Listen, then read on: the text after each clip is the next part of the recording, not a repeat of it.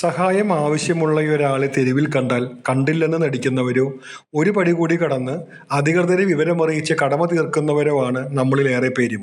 എന്നാൽ ഇതിൽ നിന്നെല്ലാം വേറിട്ട് നിൽക്കുന്നവരാണ് തങ്ങളെന്ന് ഗുരുവായൂർ മേൽപ്പാലത്തിന് സമീപമുള്ള വ്യാപാരികൾ പ്രവൃത്തിയിലൂടെ തെളിയിച്ചു.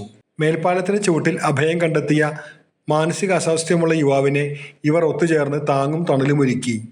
ഇരിങ്ങിപ്പുറം ഭാഗത്ത് താമസിച്ചിരുന്ന 36 വയസ്സുകാരനാണ് തലയിൽ പരിക്കുമായി 2 മാസത്തോളം പാലത്തിന് ചുവട്ടിൽ അവശനിലയിൽ കഴിഞ്ഞിരുന്നത്.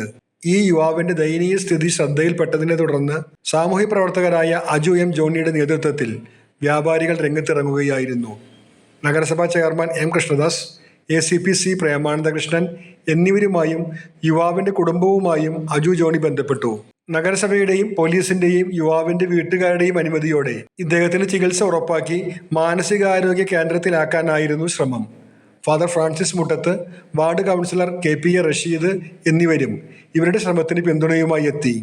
നാട്ടിലും വീട്ടിലും പ്രശ്നങ്ങൾ സൃഷ്ടിക്കുന്ന യുവാവിനെ കൃത്യമായി പരിപാലിക്കുന്നതിനോ വിദഗ്ധമായി ചികിത്സ നൽകുന്നതിനോ തങ്ങളുടെ സാമ്പത്തിക പരാധീനതകൾ മൂലം കഴിയുന്നില്ലെന്ന് കുടുംബാംഗങ്ങളും അറിയിച്ചു.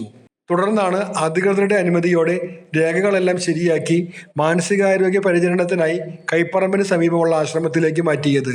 ഗുരുവായൂർ നഗരസഭയുടെ ആംബുലൻസിലാണ് യുവാവിനെ ചികിത്സയ്ക്കായി കൊണ്ടുപോയത്.